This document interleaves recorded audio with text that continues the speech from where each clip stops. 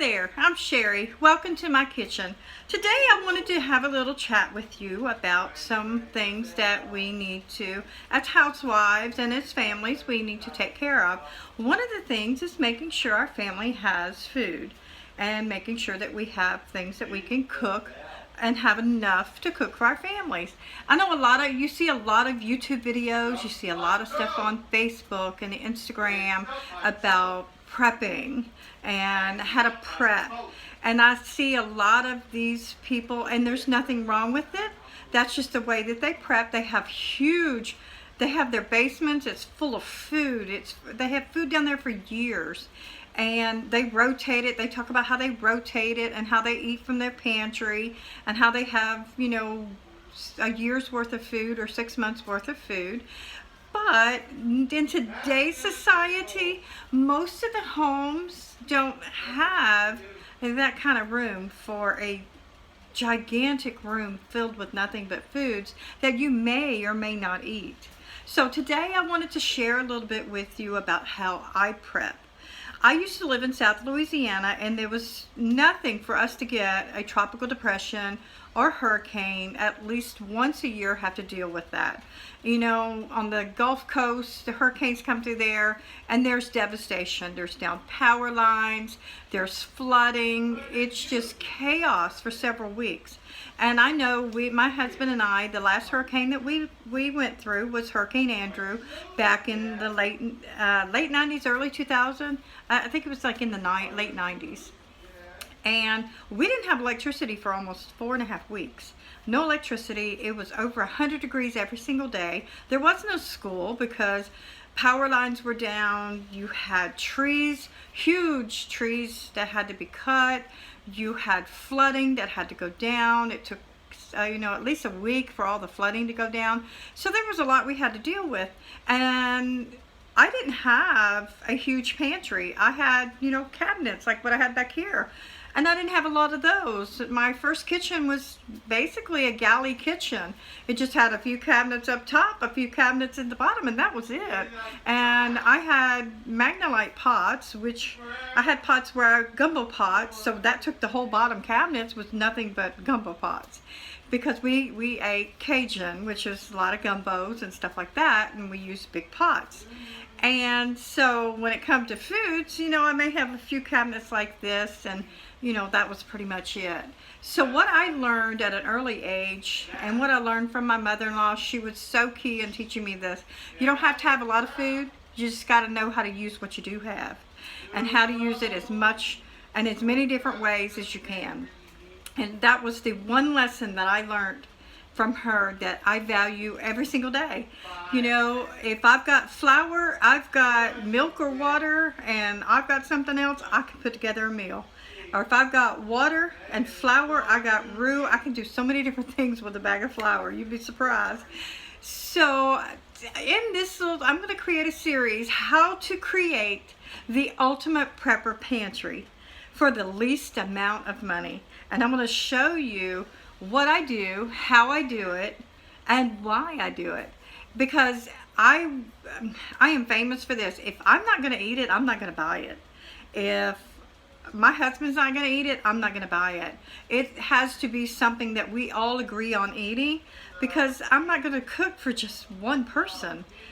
Cook a meal for one person and then throw half of it away. That's not very smart. So we have a consensus on what we eat. So we don't go and buy these chemical laden, these, box meals in a box, like what you get at Kroger or Albertsons or Adrian's. We don't buy ready-made meals in a box that you add water and there you go. We cook it all from scratch, and I have learned to cook from scratch to where it doesn't take a lot of time. So in this series of prepping, I want to teach you how to make the very, very basic things to feed your family to where you don't have to have a basement full of food. You don't have to have this pantry that's 10 by 12 and it's floor to ceiling food, and stocked with things that your family may not even eat. They're not going to eat that. If they don't eat macaroni and cheese, why would you buy it? If they don't eat MREs, why would you buy it? You know, it doesn't make sense. You're spending money and you're going to throw money away. And we all do it. You know, you buy something at the store, you say, oh, we're going to try this. It sits on the shelf, the date expires, you never try it, and then you throw it away. And you wasted that $3 or $4 to buy that. So I look at prepping like this. It's being able to use what I have in as many ways as I can use it to feed my family and to be prepared for anything that comes along. Because, you know, up here in Kentucky, we have tornadoes that come through here. So the power lines could be down. We don't know. We haven't experienced that yet. Thank God we haven't. But I have had friends and people from our church that live further out than we do and have went several weeks without food. Several weeks without electricity because a tornado came through and tore up all the power lines. We have had ice storms to where I know the first time we had an ice storm, the first year that we lived here, we were in the single wide trailer at that time. The only thing I had to cook on, look, we were as green can get. I actually made a stew on a kerosene heater. I cooked on top of that. I didn't have anything else. Well, once that little scenario was over, I think it was like 10 days, we cooked on that little kerosene heater. And we kept us warm. We were fed. And then we eventually was able to get down our driveway, because our driveway was a sheet of ice of about 2.5 inches thick. Couldn't get out, you know. We had to walk out. And then whatever you took out, you had to come back in with. So I ordered a subscription to Back Home Magazine, and I learned how to live off my land. I have a lot of land, and I learned how to live off of it.